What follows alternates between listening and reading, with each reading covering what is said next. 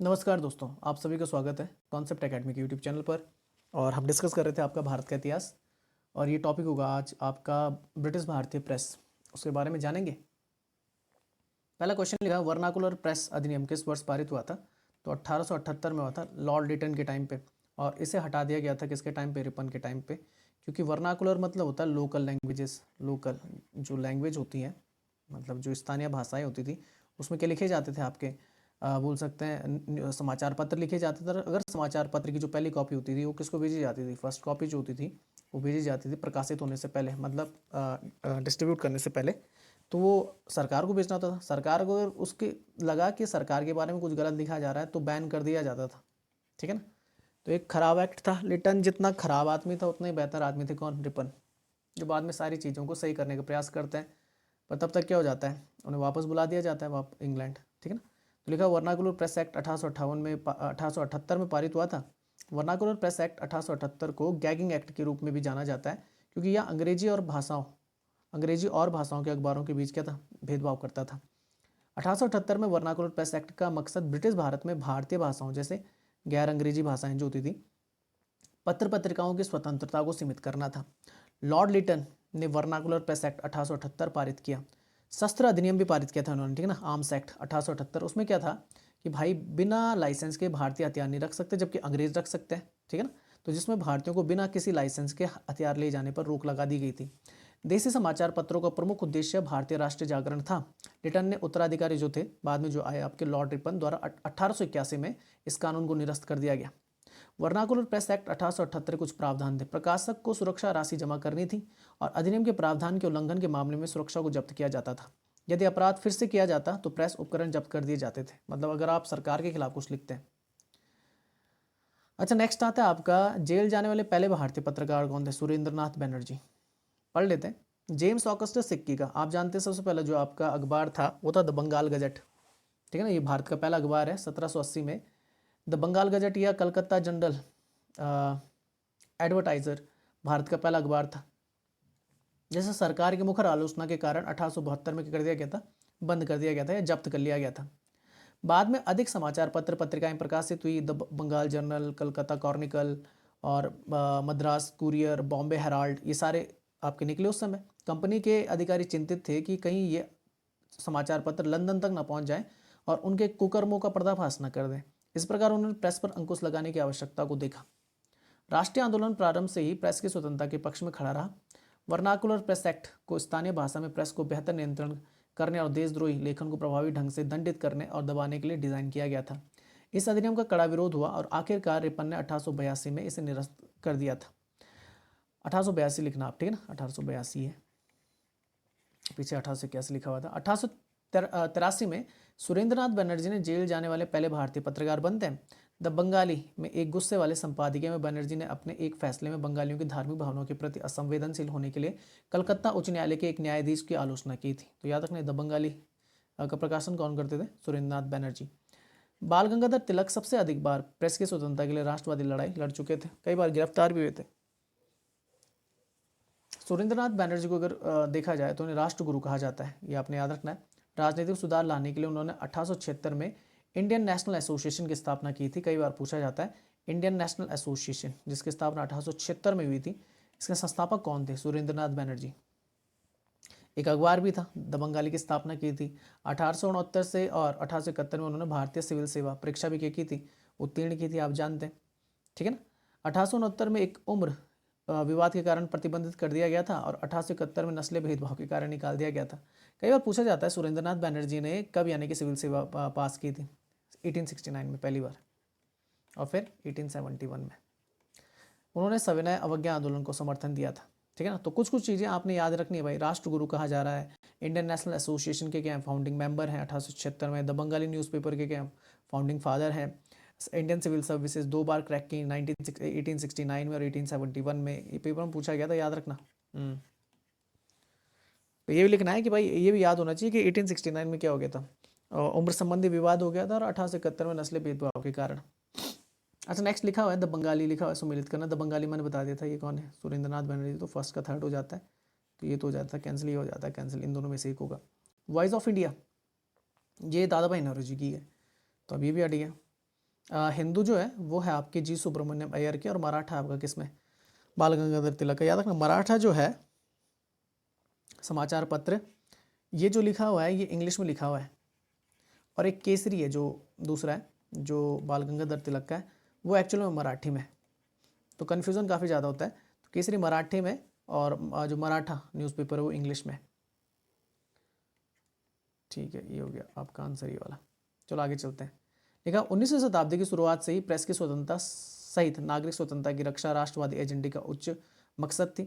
1824 की शुरुआत में राजा राम मोहन राय ने प्रेस की स्वतंत्रता को प्रतिबंधित करने वाले एक प्रस्ताव का विरोध किया था। लगभग 1870 से 1918 तक राष्ट्रवादी आंदोलन के प्रारंभिक चरण में राजनीतिक प्रचार और शिक्षा, राष्ट्रवादी विचारधारा के गठन और प्रचार पर अधिक ध्यान केंद्रित किया गया।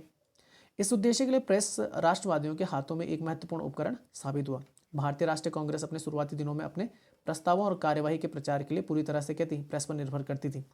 प्रतिष्ठित और निडर पत्रकारों के तहत इन वर्षों के दौरान कई समाचार पत्र सामने आते हैं। इनमें से जी सुब्रमण्यम अय्यर के तहत हिंदू और स्वदेश मित्रन, सुरेंद्रनाथ बनर्जी के तहत द बंगाली, दादा भाई Naoroji voice of India, Shishir Kumar Ghosh और मोतीलाल घोष के तहत अमृत बाजार पत्रिका, एन सैन के तहत इंडियन मिरर, केसरी मराठी में थी याद रखना, और मराठा इसमें थी अंग्रेजी में, बाल गंगाधर तिलक के तहत, सुधारक गोपाल कृष्ण गोखले के तहत याद रखना, सुधारक क्या गोपाल कृष्ण गोखले, और हिंदुस्तान और एडवोकेट जीपी वर्मा के अधीन थी। अन्य प्रमुख समाचार पत्रों में पंजाब और गुजराती में ट्रिब्यून और अखबार ए आजम, बॉम्बे में इंदु प्रकाश, ध्यान प्रकाश और काल, और बंगाल में सोम प्रकाश, बंग निवासी और सुधारनी शामिल थे। इन समाचार पत्रों को लाभ कमाने वाले व्यावसायिक उपक्रमों के रूप में स्थापित नहीं किया गया था, लेकिन इन्हें राष्ट्रीय और सार्वजनिक सेवा प्रदान करने के रूप में देखा गया। उनका प्रभाव शहरों और कस्बों तक सीमित नहीं था। ये समाचार पत्र दूर दराज के गांवों तक पहुंच गए थे, जहां प्रत्येक समाचार और संपादकीय को स्थानीय पुस्तकालयों में पढ़ा और चर्चा की जाती थी, जो एक ही समाचार पत्र के आसपास इकट्ठा होते थे। नेक्स्ट आता है 1813 के चार्टर अधिनियम के निम्नलिखित में से कौन से प्रावधान किए गए थे। तो चीन के साथ व्यापार और चाय में व्यापार को छोड़कर भारत में व्यापार पर कंपनी के एकाधिकार को समाप्त कर दिया गया था। बिल्कुल सही है। इसने कलकत्ता में सर्वोच्च न्यायालय की स्थापना की थी। नहीं, ये तो रेगुलेटिंग एक्ट है आपका, रेगुलेटिंग एक्ट 1773 का, तो ये तो गलत हो जाता है। शिक्षा को बढ़ावा देने के लिए सालाना 1 लाख रुपए की राशि का अलग निर्धारित की गई थी, पर कभी खर्ची नहीं की गई, तो बिल्कुल सही है। तो ये हो जाता है आंसर फर्स्ट एंड थर्ड। देखो 18 चार्टर के अगर कुछ प्रावधान है तो देखो, भारत में व्यापार पर कंपनी का एकाधिकार, मोनोपोली बोलते हैं जैसे, ठीक है ना, एकाधिकार समाप्त कर दिया गया था, लेकिन कंपनी ने चीन के साथ और चाय में व्यापार को बरकरार रखा था, जो बाद में जाके 1833 के चार्टर के द्वारा उसे भी खत्म कर दिया जाता है, मोनोपोली को। कंपनी के शेयरधारकों को भारत में राजस्व पर 10.5% लाभांश दिया गया था। याद रखना आप लोग, अगर आप भारत में पैसा लगाते हैं तो आपको 10.5% का लाभांश दिया जाएगा। कंपनी को क्राउन की संप्रभुता के पक्षपात के बिना प्रदेश के कब्जे और 20 वर्षों के राजस्व को अधिक बनाए रखना था। नियंत्रण बोर्ड की शक्तियों को और बढ़ाया गया। हर साल भारत के मूल निवासियों के बीच साहित्य, शिक्षा और विज्ञान के पुनरुत्थान, प्रोत्साहन और प्रेरणा के लिए 1 लाख की राशि निर्धारित की गई थी। खर्चा नहीं हुआ कभी पर। रेगुलेटिंग एक्ट 1773 के तहत कलकत्ता में एक सर्वोच्च न्यायालय की स्थापना 1774 में की गई थी। एक मुख्य न्यायाधीश और तीन अन्य न्यायाधीश थे। पहले जो थे आपके कौन थे, सर एलिजा एम्पे, ये मुख्य न्यायाधीश बने थे। यह आपने याद रखना है।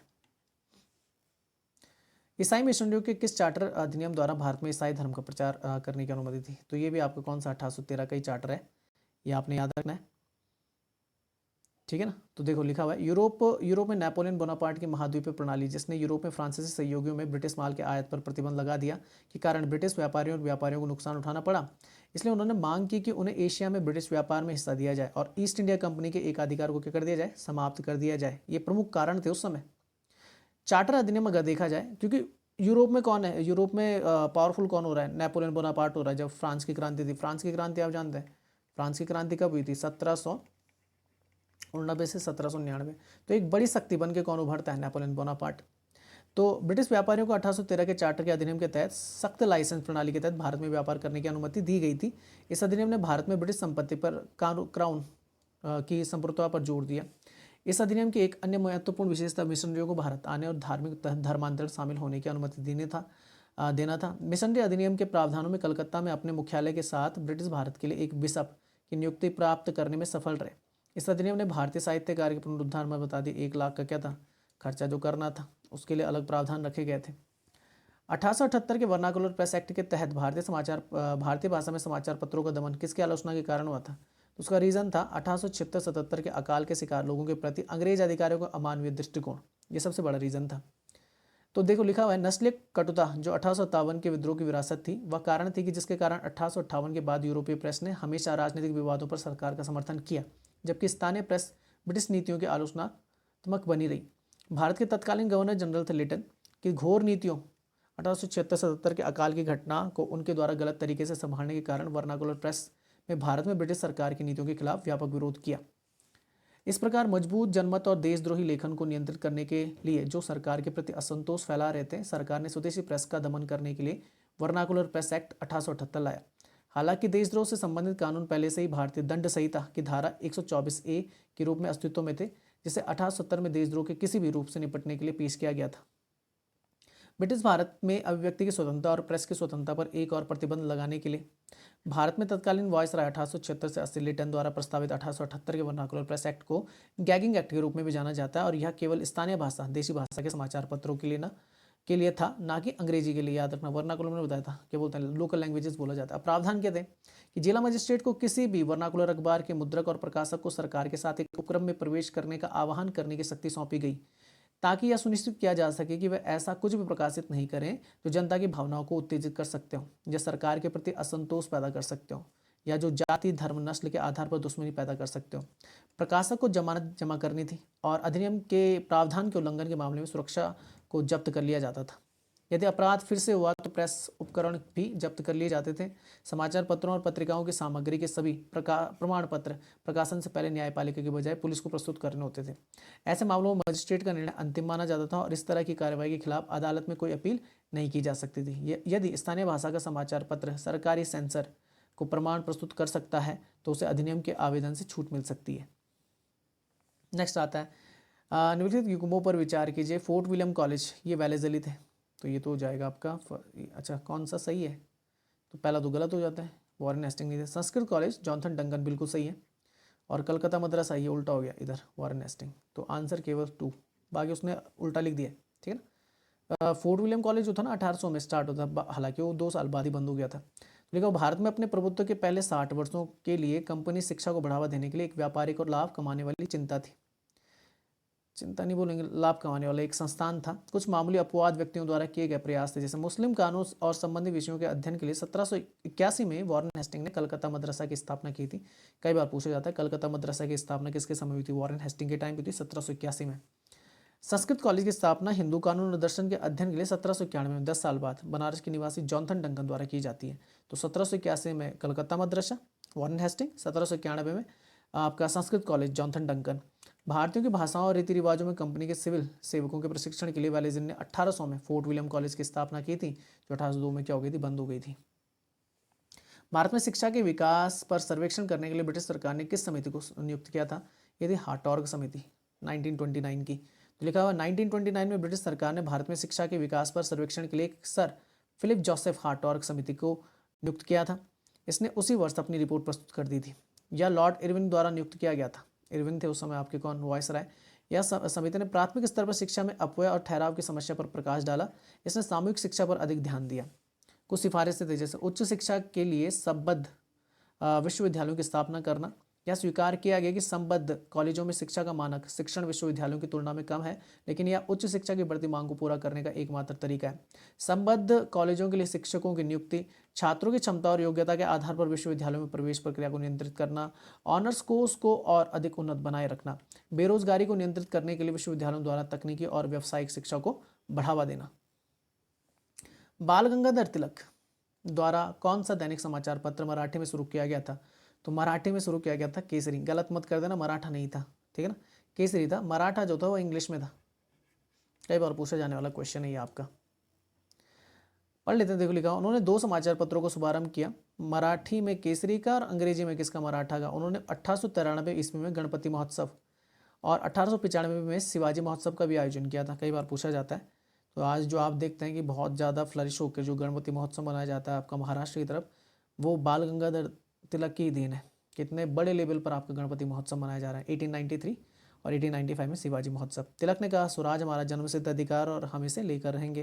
उन्हें लोकमान्य की उपाधि से सम्मानित किया गया था। वह लाल बाल पाल, जो आपके कहते उग्रवादी उग्रवादी नहीं बोल सकते, जो आपके कहते हैं गर्मपंथी दल के जो नेता थे उनमें से एक थे। बाकी कौन थे? तो आप बाल गंगाधर तिलक और लाला लाजपत राय, और एक थे आपके कौन? विपिन चंद्र पाल। उन्होंने the Arctic home of the Vedas और द गीता रहस्य नामक पुस्तकों को लेखन किया था, याद रखना आप लोग। बंगाल गजट की अगर बात करें, जेम्स ऑगस्टस सिक्के 1780, बाद में जाके से बंद भी कर दिया गया था सरकार के बोल सकते हैं आलोचना करने के चक्कर में। तो भारत का पहला क्या था? समाचार पत्र था। जो जेम्स ऑगस्टस सिक्के थे वो आपके आयरलैंड के थे। हरिजन की अगर बात करें तो महात्मा गांधी 1933 में। सर विलियम हंटर की अध्यक्षता में शिक्षा आयोग को ब्रिटिश भारत के किस वायसराय के कार्यकाल के दौरान नियुक्त किया गया था? ये थे आपके कौन? रिपन के टाइम पे। अगर हंटर आयोग की बात की जाए तो 1880 में, ये आपने याद रखना है। तो लिखा लॉर्ड रिपन ने लॉर्ड लिटन का स्थान अप्रैल 1880 में लिया। लॉर्ड रिपन ने अप्रैल 1880 में बोल सकते हैं लॉर्ड लिटन को भारत का वायसराय नियुक्त किया था। उन्होंने अपने पूर्ववर्ती की कुछ नीतियों को उलटते हुए उन्होंने अब्दुल रहमान खान को अफगानिस्तान के अमीर के रूप में मान्यता देकर 1881 में उस देश में भारत ब्रिटिश अभियान सेनाओं को निकालकर दूसरे अफगान युद्ध को समाप्त कर दिया था। उन्होंने भारत के आंतरिक प्रशासन को उदार बनाया तथा नमक कर को क्या कर दिया था? कम कर दिया था। स्थानीय रूप से चुनी गई सरकार की शक्तियों का विस्तार किया और भूमि करों को स्थिर करने की कोशिश की थी, पर उसमें वो असफल रहते हैं। ठीक है ना। अच्छा, आगे लिखा हुआ है 1878 में वर्नाकुलर प्रेस अधिनियम को निरस्त करते हुए उन्होंने स्थानीय भाषा के समाचार पत्रों को अंग्रेजी के समान स्वतंत्रता की अनुमति दी। 1881 में उन्होंने श्रम स्थितियों में कुछ मामूली सुधार के लिए एक अधिनियम पारित किया। इल्बर्ट बिल भी उन्हीं के टाइम पे आया था, उसमें संशोधित कर दिया जाता है। तो इल्बर्ट विधेयक 1883 में भारतीय न्यायाधीशों को यूरोपीय प्रतिवादियों के मामले को संभालने के लिए यूरोपीय न्यायाधीशों को समान अधिकार देने के उनके विवादास्पद प्रावधान को हटाने के बाद ही पारित कर दिया गया था, और 1884 में उन्होंने इस्तीफा दे दिया था। ये आपने याद रखना है। कुछ महत्वपूर्ण करना याद रखना, लोकल सेल्फ गवर्नेंस के पिता कहे जाते हैं भारत में। ठीक है ना। स्थानीय स्वशासन के पिता लॉर्ड रिपन, सबसे बेहतर बोल सकते हैं वायसराय भारत का अंग्रेजी इतिहास में। वर्नाकुलर प्रेस एक्ट 1882 बोल सकते हैं आपका पहला कारखाना अधिनियम 1881। ठीक है ना। आपका श्रम स्थितियों को सुधार करने के लिए लेबर लॉ लेके आए थे। ठीक है ना। इस वित्तीय विकेंद्रीकरण की निरंतरता, स्थानीय स्वशासन पर सरकारी संकल्प 1882। सर विलियम हंटर 1882 की अध्यक्षता में शिक्षा आयोग की नियुक्ति करते हो 82 में। इल्बर्ट विल विवाद जो होता है 1883-84 में, और मैसूर का प्रतिपादन कर देते हैं। तो ये याद रखना, सारे पूछे जाते हैं, एक एक लाइनिंग पूछी जाती है। वर्नाकुलर प्रेस एक्ट को किसने समाप्त किया था? 1882 में, लॉर्ड रिपन। पहला कारखाना अधिनियम कब आया था? 1881 में आया था। किसके टाइम पे था? लॉर्ड रिपन के टाइम पे। वित्तीय विकेंद्रीकरण का जन्मदाता किसे कहा जाता है, या बोल सकते हैं लोकल सेल्फ गवर्नेंस का किसे कहा जाता है? लॉर्ड रिपन को। विलियम हंटर आयोग किससे संबंधित? शिक्षा से संबंधित है। किसके टाइम पे आया था? लॉर्ड रिपन के टाइम पे आया था 1882 में। इल्बर्ट विधेयक, ये बोल सकते हैं इल्बर्ट बिल जो विवाद है वो किसके समय का? लॉर्ड रिपन के समय का है। ठीक है ना। तो इस वीडियो को यहीं तक रखते हैं। जय भारत।